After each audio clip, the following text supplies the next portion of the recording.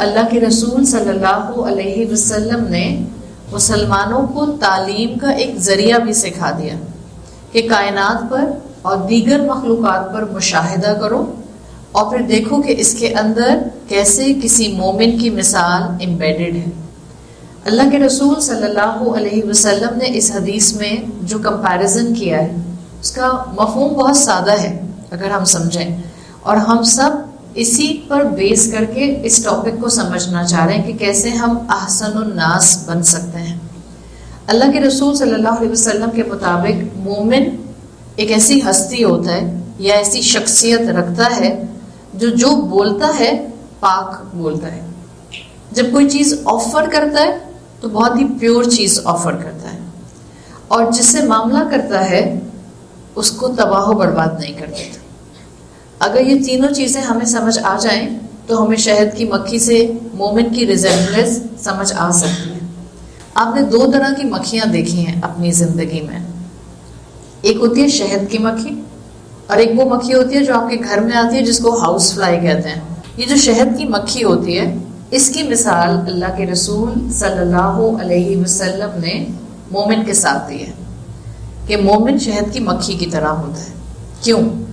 شہد کی مکھی کی ایک خوبی بہت واضح ہے، وہ یہ کہ یہ پھولوں سے نیکٹر اکٹھا کرتی ہے، پھولوں کا رس اکٹھا کرتی ہے، اور پھولوں کا رس بھی جب اکٹھا کرتی ہے، جب آپ نے سائنس کے حوالے سے شہد کی مکھی کو پڑھا ہوگا، یہ اسپیسیفک کیٹیگری کا پھول ہی سلیکٹ کرتی ہے جب اس نے جا کر اپنا یہ نیکٹر شہد کی شکل میں بنانا ہوتا ہے۔ اب تو الحمدللہ اتنی ڈاکیومنٹریز آ گئی ہیں، اتنے لوگ کمپیریزن کے اندر قرآن کی آیات سورۃ النحل سے ڈیفائن کرتے ہیں کہ آپ کو شہد کی مکھی کے بارے میں کافی handy information I am sure ہوگی۔ مختصر یہ کہ شہد کی مکھی، اگر ہم بہت ڈیٹیل میں نہ بھی جائیں، شہد کی مکھی کبھی کبھی میلوں سفر کرتی ہے صرف اور صرف ایک اسپیسیفک پھول سے رس لینے کے لیے۔ شہد کی مکھی صرف اور صرف پھولوں کی اچھی چیز یعنی ان کا رس، ان کا نیکٹر لیتی ہے۔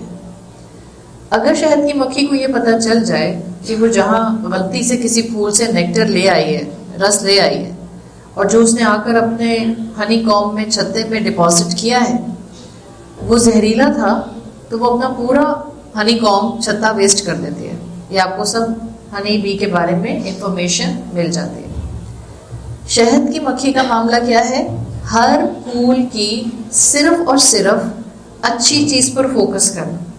مثال کے طور پر آپ کو ہنی بی کبھی بھی کانٹے پہ بیٹھی ہوئی نظر نہیں آئے گی، پھول کے کانٹے ہوتے ہیں، ہنی بی آپ کو کبھی بھی ہارڈلی پتوں پہ بیٹھی ہوئی نظر نہیں آئے گی، تنے پہ بیٹھی ہوئی نظر نہیں آئے گی، مٹی پہ بیٹھی ہوئی نظر نہیں آئے گی۔ آپ کو جو روٹس اس کی کبھی کبھی پودوں کی باہر آ رہی ہوتی ہیں زمین سے، اس پہ بیٹھی ہوئی بھی نظر نہیں آئے گی۔ اگر آپ کو ہنی بی ملے گی وہ گھومتی رہے گی اور بیٹھے گی، لینڈ کرے گی صرف اس پیٹل کے اوپر جہاں سے وہ رس چوس سکتی ہے۔ اس کا سارا فوکس ایک اچھا رس، ایک اچھا نیکٹر لینے پر ہوتا ہے، چاہے اس کے لیے اس کو کئی میل سفر کرنا پڑے۔ اللہ کے رسول صلی اللہ علیہ وسلم آپ کو اور مجھے اس مثال سے یہ بتانا چاہ رہے ہیں ہمیں بھی یہ مائنڈ سیٹ اڈاپٹ کرنا ہے۔ سمپل مائنڈ سیٹ، لوگوں کی، انسانوں کی اچھائیوں پر فوکس کرنا شروع کرنا۔ آسان کام ہے یا مشکل کام ہے؟ نہایت مشکل کام ہے۔ آسان کام کیا ہے؟ لوگوں کی برائیوں پر فوکس کرنا، اس لیے کہ برائیاں پرومیننٹ ہو جاتی ہیں تو بہت آسانی سے نظر آتی ہیں۔ رسول اللہ صلی اللہ علیہ وسلم کی اس حدیث کے مطابق دو کام ہمیں کرنے چاہیے۔ سمپل کیا؟ ایک، لوگوں کی اچھائیوں پر فوکس کریں، دو، ان کی برائیوں کو عقل مندی اور اللہ سے دعا مانگ کر ڈیل کریں۔ اگنور کرنے کی بات نہیں ہے، اس کو سمجھیں۔ جو شہد کی مکھی ہوتی ہے اس کو معلوم ہوتا ہے کہ ایک پودے کے اندر کانٹے بھی ہو سکتے ہیں، تو وہ ڈیل کرتی ہے اس سچویشن کو اور کانٹوں پر جا کر نہیں بیٹھتی ہے۔ یہی چیز اللہ کے رسول صلی اللہ علیہ وسلم سکھانا چاہ رہے ہیں۔ لوگوں کی اچھائیوں پر، ان کی پازیٹیوٹی پر، ان کی خوبیوں پر بار بار کوشش کر کے اپنی نگاہ لے کر جائیے، اور ان کی برائیوں کو حکمت کے ساتھ رب سے مدد مانگ کر ڈیل کرنا سیکھیں. اگر یہ کوالٹی آپ میں آ جائے گی انشاءاللہ آپ کے اندر ہنی بی والی اچھی پارٹ کی کوالٹیز ڈیولپ ہونا شروع ہو جائیں. یہ تو شہد کی مکھی ہے. اس کے مقابلے میں جو ہاؤس فلائی ہوتی ہے جس کو آپ عام مکھی کہتے ہیں وہ کہاں بیٹھتی ہے؟ گندگی پر، ٹریش پر، گاربیج پر، کچرے پر. آپ کتنے پھول رکھ دیں، کبھی غور کیجیے گا، جس کو ہاؤس فلائی کہتے ہیں. آپ کتنے بھی آس پاس پھول رکھتے ہیں، ہاؤس فلائی پھولوں پر نہیں بیٹھے گی، پھولوں کے بھی اس حصے پہ بیٹھے گی جو گل سڑ رہا ہوگا. آپ کا پورا جسم ہوگا، اگر آپ کی اسکن کا بہت سا حصہ ایکسپوزڈ لیکن اس میں سے ایک چھوٹا سا زخم ہے، وہ ہاؤس فلائی کہاں کے بیٹھتی ہے؟ اسی زخم کے اوپر. آپ کے کچن میں، کچن بڑا سا ہے آپ کا، لیکن آپ کے کچن میں جہاں پر کچرا ہے وہ ہاؤس فلائی کہاں جا کر بیٹھتی ہے؟ اسی کچرے کے اوپر. وہ کتنا بھی سفر کر لے، کتنا بھی فلائی کر لے، کتنے بھی اس کے فلائی کرنے کے راستے میں باغات آ جائیں، کیاریاں آ جائیں، پھول آ جائیں، اگر وہ بیٹھے گی تو وہ صرف اور صرف ٹریش پر بیٹھے گی، کچرے پر بیٹھے گی. اس کا مطلب ہے ہمیں خود اپنے آپ کو ایویلیویٹ کرنا ہے. کیا میرا مائنڈ سیٹ یا میری سوچ یا میری شخصیت شہد کی مکھی کی طرح کی ہے یا ہاؤس فلائی کی طرح کی ہے؟ میرا فوکس کہاں ہوتا ہے؟ ہمیں یہاں ایک دوسرے کو بتانے کی ضرورت نہیں ہے. ہم کہیں ہاں ہم سب کا فوکس تو برائیوں پر ہوتا ہے، ضرورت نہیں ہے ایک دوسرے کو بتانے کی. جب آپ قرآن کے سامنے بیٹھتے ہیں قرآن آپ کا ایکس رے آپ کو دے دیتا ہے. ایک تو ہوتا ہے نا آپ کہتے ہیں میں اپنے آپ کو جانتی ہوں، ہم سب کہتے ہیں ہم اپنے آپ کو جانتے ہیں، لیکن کیا آپ اپنے آپ کو مکمل جانتی ہیں؟ نہیں. مثال کے طور پہ اس وقت آپ کے لنگس کی کیا حالت ہے، آپ کے دل کی کیا حالت ہے، آپ کے اسٹمک کی کیا حالت ہے، آپ کے لیور کی کیا حالت ہے، کیا آپ جانتی ہیں؟ نہیں. اس کا مطلب ہے جب ہم کہتے ہیں کہ ہم اپنے آپ کو بہت اچھی طرح جانتے ہیں، ہم اپنے آپ کو مکمل طور پر نہیں جانتے. کچھ حصوں میں جانتے ہوں گے، کچھ کیفیات میں جانتے ہوں گے، کچھ کنڈیشنز میں جانتے ہوں گے، مکمل طرح سے نہیں جانتے ہوں گے. اس کا مطلب یہی ہے کہ جب آپ قرآن کے سامنے آ کر بیٹھتی ہیں، قرآن آپ کے سامنے آپ کی شخصیت کا ہر اینگل سے ایکس رے رکھ دیتا ہے. جب قرآن کی محفل میں آ کر بیٹھتی ہیں آپ کو اندازہ ہونے لگ جاتا ہے آپ میں کیا برائیاں ہیں، اگر آپ میں ایمان صحیح ڈائریکشن میں راسخ ہو رہا ہے. ورنہ بہت سے ایسے لوگ ہوتے ہیں جو قرآن کے سامنے آ کر بیٹھتے ہیں، برائیوں کا جانتے ہیں، منافقت کا جانتے ہیں، لیکن ان کا فوکس اپنی ذات کی بجائے آس پاس کے لوگوں پر چلا جاتا ہے.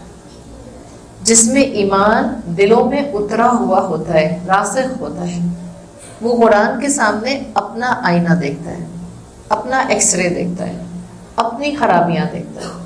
یہ مائنڈ سیٹ رسول اللہ صلی اللہ علیہ وسلم ہم میں ڈیولپ کرنا چاہ رہے ہیں. آپ اپنی ذہنیت پر کام کریں. قرآن کے کورسز کرنا اب یا قرآن کی کلاسز اٹینڈ کرنا اب بہت آسان ہو گیا ہے آج سے 25 سال 30 سال پہلے کے مقابلے میں. علم پھیل رہا ہے، اور علم کا پھیلنا ہی صرف نہیں، علم پھیلانے کے ریسورسز بھی پھیل رہے ہیں. کوئی کسی علاقے میں ایک استاد نہیں ہوتا، کئی استاد موجود ہوتے ہیں، کئی ٹیچرز موجود ہوتے ہیں. اس کا مطلب ہے علم کی کمی نہیں ہے. کمی کس چیز کی ہے؟ اس علم کو شخصیت کا حصہ بنانے کی، اس علم کے مطابق زندگی گزارنے کی، اس علم کو اپنے دل اور اپنے جوارے میں ایبزارب کرنے کی. آپ بے شک مہینے میں ایک کلاس اٹینڈ کریں، لیکن وہ ایک کلاس آپ کی طبیعت کے اندر، آپ کی شخصیت کے اندر پازیٹیوٹی لے آئے، شکر گزاری لے آئے، عبادت کرنے کی توفیق لے آئے، آپ سے نرمی سے بات کرنے والا اینگل آپ کے ساتھ لا کر اٹیچ کر دے. مبارک ہے وہ ایک کلاس. آپ ہر دن مہینے کے کلاسز اٹینڈ کریں، آپ ہر وقت کلاسز اٹینڈ کریں، لیکن آپ کی شخصیت کے اندر رسول اللہ صلی اللہ علیہ وسلم والے اخلاق نہیں آئے، زبان میں شگفتگی نہیں آئے، بڑوں کا ادب نہیں آئے، چھوٹوں کو معاف کر دینے کی صلاحیت نہیں آئے، تو یہ مقام ہے کہ جہاں پر انسان اپنے لیے پریشان ہو جائے، اس لیے کہ اب یہی علم روز محشر اس کے خلاف گواہی دے گا. اتنا علم حاصل کیا، عمل کیوں نہیں کیا؟ اتنا زیادہ اپنے آپ کو فوکس میں رکھا، بات کیوں نہیں مانی؟ تو اللہ کے رسول صلی اللہ علیہ وسلم جب اس طرح کی مثالیں دیا کرتے تھے یا جب اس طرح کی انالوجیز دیا کرتے تھے تو آپ کا مقصد ہوتا تھا لوگوں کی اصلاح کرنا. اور اصلاح کرنے والے کے لیے سب سے پہلے ضروری ہوتا ہے کہ وہ اپنی اصلاح کر لے، اس لیے کہ جو بتا رہا ہے اس کے کندھوں پر بڑی ذمہ داری ہوتی ہے.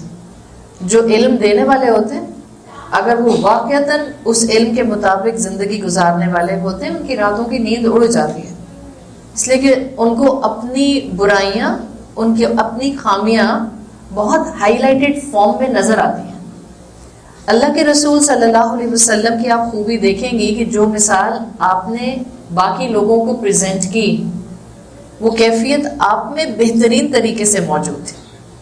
آپ لوگوں کی صرف اور صرف خوبیوں پر نظر رکھا کرتے تھے. ابھی میں نے آپ کو کہا کہ اللہ کے رسول کے الفاظ ہیں کہ شہد کی مکھی کی خوبی یہ ہے کہ وہ کھاتی ہے تو پاک، جب کچھ آفر کرتی ہے تو پاک، جہاں لینڈ کرتی ہے تو اس کو تباہ نہیں کرتی. مومن کا معاملہ کیا ہوگا؟ بات کرتا ہے تو پاکیزہ بات کرتا ہے، دل بڑھانے والی بات کرتا ہے، دل کو کسی کے سنبھالنے والی بات کرتا ہے. جب کسی کے ساتھ کوئی چیز آفر کرتا ہے، کیسے آفر کرتی ہیں آپ کسی کو کوئی چیز؟ مثال کے طور پر آپ نے کسی کو اپنے گھر بلایا، آپ نے کسی کو ٹیکسٹ میسج کیا، آپ نے کسی کو کال کی، آپ نے کسی انسان سے بیٹھ کر گفتگو کی. اب یہ جو کراس ڈائلاگز ہو رہے ہیں، you are offering something, آپ اس انسان کو کچھ آفر کر رہے ہیں. یہ سارے معاملات آپ کے پاکیزہ ہوتے ہیں. آپ اللہ کے رسول صلی اللہ علیہ وسلم پر نظر ڈالیے. رسول اللہ صلی اللہ علیہ وسلم ہمیشہ نرم زبان سے بات کیا کرتے تھے. صحابہ کہتے ہیں ہم نے رسول اللہ سے زیادہ مدینہ میں کسی کو مسکرانے والا نہیں دیکھا. آپ صلی اللہ علیہ وسلم نہ صرف خود بہترین طریقے سے لوگوں کی خوبیوں پر نظر رکھتے تھے بلکہ آپ نے جو امت تیار کی تھی، آپ کے امیجیٹ فالوورز صحابہ کرام رضی اللہ عنہم اجمعین، آپ صلی اللہ علیہ وسلم نے ان میں یہ کوالٹی انگرینڈ کر دی تھی. لوگوں کو اچھائیاں کرتے ہوئے دیکھ لینا، لوگوں کی اچھائیوں پر فوکس کرنا اور لوگوں کی برائیوں کو حکمت کے ساتھ ڈیل کرنا. یہ صحابہ کرام نے بھی بہترین طریقے سے رسول اللہ صلی اللہ علیہ وسلم نے ڈال دیا تھا. کیا ہم اپنی اولادوں کو ایسے ٹرین کرتے ہیں کہ ہماری اولادیں دوسروں کی کوالٹیز پر نظر رکھیں؟ انفارچونیٹلی بدقسمتی سے نہیں. اور عورتیں خاص طور پر اس معاملے میں اپنی اولادوں کو زیادہ تباہ کرتے ہیں، اس لیے کہ مردوں کا دماغ اس طرح نہیں چلتا ہے. ہوم پالیٹکس عورتوں کا ڈپارٹمنٹ، مردوں کا نہیں ہے. مرد 2+2 کرنا جانتے ہیں موسٹ آف دا ٹائم. جو ایک پرنسپل ہے آپ کے سامنے، ہیومن سائیک کی میل پرنسپل، مرد کو 2+2 کرنا آتا ہے. عورت کہتی ہے 2+2 -2 × 2 ÷ 2. عورت کا دماغ ایسے چلتا ہے. اب یہ آپ کی خوبی ہے یا آپ کی خامی ہے؟ یہ بتائیں، پہلے یہ بتائیں خوبی ہے یا خامی ہے؟ خوبی بھی ہے، خامی بھی ہے. اچھا، خامی کیسے؟ جب ہم نے اس کو ایک دوسرے کو نیچا دکھانے کے لیے استعمال کیا، جب ہم نے اس کو ہوم پالیٹکس کے طور پر استعمال کیا، جب آپ نے اس کو چینلائز کر لیا اور آپ کی خوبی ایسے بن گئی کہ اب آپ کے پاس الحمدللہ ملٹی ٹاسکنگ کرنے والا دماغ ہے. بائی دا وے یہ بتا دوں آپ کو، میجورٹی لوگ اب جیسے جیسے دنیا آگے بڑھ رہی ہے علم کے ساتھ ساتھ، تو لوگ کہتے ہیں جی ملٹی ٹاسکنگ کریں. سنا ہے نا آپ نے؟ سنا ہوگا آپ نے بھی. اکثر لوگ آتے ہیں وہ آپ کو کہتے ہیں جی ملٹی ٹاسکنگ کریں. ملٹی ٹاسکنگ کا مطلب کیا ہے کہ آپ کا ایک ہاتھ بچے کا کھانا بنانے میں ہے، دوسرے ہاتھ سے آپ نے بچہ پکڑا ہوا ہے، پاؤں سے آپ نے بلی پکڑی ہوئی ہے، آنکھیں آپ کی فون کے اوپر ہیں، کان آپ کے کچھ سننے میں لگے ہوئے ہیں. دس از کالڈ ملٹی ٹاسکنگ. یہی ہے ملٹی ٹاسکنگ. گھر میں عورت جو موجود ہے لٹرلی اس کی یہی حالت ہوتی ہے ایک کام میں ایک ہاتھ ہے، دوسرا ہاتھ دوسرے کام میں ہے، دماغ کہیں اور ہے، آنکھیں کہیں اور ہیں، کان کہیں اور ہیں، اور سب کچھ کے باوجود آپ کوشش کریں کہ آپ سب کچھ سنبھال لیں. میں ایک بات آپ کو بتا دوں، اگر آپ دنیا کی کتابیں پڑھیں گے تو آپ کو پتا چلے گا پوری دنیا میں 2% لوگ صرف ہوتے ہیں جو ملٹی ٹاسکنگ کر سکتے ہیں. 2%. باقی سارے 98% کدھر چلے گئے؟ اب ہم میں سے ہر انسان سمجھتا ہے ان 2% میں بھی موجود ہوں. میجورٹی انسان اس 2% میں نہیں ہے. صرف 2% انسان ہے جو ملٹی ٹاسکنگ کر سکتا ہے. Rest of the 98% they are design for monotasking. جب آپ نماز پڑھیں آپ ملٹی ٹاسکنگ کریں گے؟ بتائیں. نہیں. جب آپ قرآن پڑھیں آپ کو ملٹی ٹاسکنگ کرنی ہے. آپ اپنے شوہر سے بات کریں آپ کو ملٹی ٹاسکنگ کرنی ہے. بیٹھی بھی آپ شوہر سے بات کریں ساتھ ساتھ فرینڈ کو میسجز کے جواب بھی دے رہے ہیں. دس از پیتھیٹک. آپ کی توجہ آپ کے شوہر کی طرف نہیں جائے گی. کیا سکھایا اللہ کے رسول صلی اللہ علیہ وسلم نے؟ جب کسی سے بات کرتے تھے پورا اپنا پہلو اس کی طرف کر لیتے تھے، آئی کانٹیکٹ سے بات کرتے تھے. کئی دفعہ اس کا نام لیتے تھے تاکہ اس کو اپنائیت محسوس ہو. یہ سب ملٹی ٹاسکنگ ہے یا مونو ٹاسکنگ؟ مونو ٹاسکنگ ہے. آپ کھانا پکا رہی ہیں اور آپ کہتی ہیں کہ ملٹی ٹاسکنگ، ساتھ ساتھ پوچھا بھی لگا لیتی ہوں. ایک ہاتھ جاتا ہے چمچ چلانے میں، دوسرے ہاتھ کو تھوڑی دیر کے بعد آپ پوچھا لگانے میں استعمال کرتی ہیں. It is wise to do اور ناٹ؟ نہیں ہے نا، غلط کام ہے. تو یاد رکھیں کچھ جگہیں بہت معمولی سی ہوتی ہیں جہاں آپ ملٹی ٹاسکنگ کو ٹچ کر سکتے ہیں. مثال کے طور پر آپ گھر کا کام کر رہی ہیں اور آپ نے پیچھے تلاوت پلے کی ہوئی ہے تو آپ کا کان سن رہا ہے. کام آپ کا فوکس میں ہاتھ سے کیا جانے والا ایک ہی ہے. ذہن کو تیار کریں. جب میں گھر میں ہوں I have to be in my home. ذہنی طور پر مجھے کہیں باہر نہیں ہونا چاہیے. ہمارے بچے ذہنی طور پر ہمارے ساتھ نہیں ہوتے ہیں، بظاہر گھر میں ہوتے ہیں لیکن مینٹلی ڈیٹیچ ہوتے ہیں. شوہر ذہنی طور پر گھر پہ نہیں ہوتے ہیں، یا تو اپنے لیپ ٹاپ پہ بیٹھ کے آفس کا کام کر رہے ہیں یا موبائل فون میں لگے ہوئے ہیں. گھر میں 5 لوگ رہتے ہیں، پانچوں کے پانچوں ایک دوسرے سے ایموشنلی ڈیٹیچ ہوتے ہیں، اس لیے کہ پانچوں کے پانچوں اپنے فون پہ لگے ہوئے ہیں. اس کو ملٹی ٹاسکنگ کو آپ برکت والی چیز ایسی صورتحال میں نہیں کہہ سکتے ہیں. کچھ جگہوں پر ملٹی ٹاسکنگ چلے گی but it will not run my whole life. ورنہ میں صرف اور صرف اپنے رشتوں کو، اپنی زندگی کو، اپنی زندگی گزارنے کی کوالٹی کو کہیں نہ کہیں انڈرمائن کر جاؤں گی. تو رسول اللہ صلی اللہ علیہ وسلم نے اپنے صحابہ کو بہترین طریقے سے لوگوں کی کوالٹیز پر فوکس کرنا سکھایا. ان کو اس وقت پکڑ لو جب وہ کوئی اچھا کام کر رہے ہو. ہم کب پکڑتے ہیں؟ جب وہ کوئی برا کام. ہم کیا کریں؟ اب اتفاق ہے ہم اسی وقت سامنے آ گئے. تو ایسے حسن اتفاق ہمیں ہی کیوں ہوتے ہیں؟ آپ جس چیز کی تلاش کرتے ہیں وہ چیز آپ کو مل جاتی ہے. آپ لوگوں کی برائیاں تلاش کریں 100% آپ کو لوگوں کی برائیاں ملیں گی. آپ لوگوں کی اچھائیاں تلاش کرنا شروع کریں 100% آپ کو لوگوں کی اچھائیاں ملیں گی. ہم جب دین پڑھنا شروع کرتے ہیں تو ہمارے ذہن میں ایک نوشن آتا ہے، اس لیے کہ ہم کم علم پر زیادہ پھدکنے والے لوگ ہیں. I'm sorry to say but this is our fact. ہمارے معاشرے کی اس وقت یہی شکل نظر آتی ہے، کم علم پر زیادہ شور مچانا. ہم نے ایک حدیث سن لی کہ اللہ کے رسول نے کہا ہے صلی اللہ علیہ وسلم، جس کا مفہوم آتا ہے کسی کے منہ پر اس کی تعریف نہ کرو، بہتر ہے اس سے کہ تم اس کے اوپر مٹی پھینک دو. سنی آپ نے؟ اس حدیث کو سننے کے بعد ہم نے کیا ڈیڈیوس کیا؟ اب ہم کسی کی تعریف نہیں کریں گے اس کے منہ. یہی ہم ریڈیوس کرتے ہیں، اس کے منہ پر اس کی تعریف نہیں کرو. اور زیادہ تر یہ فارمولا ہم کہاں لگاتے ہیں؟ گھر سے باہر ملنے والے لوگوں پر یا گھر سے اندر لوگوں پر؟ سارا دین ہم نے وہیں اپلائی کرنا ہے گھر کے اندر. ہم کہتے ہیں نہیں تعریف نہیں کر سکتی میں اپنی نند کی. اللہ کے رسول صلی اللہ علیہ وسلم نے کہا ہے کسی کے منہ پہ اس کی تعریف نہیں کرو. آپ کا علم ادھورا ہے.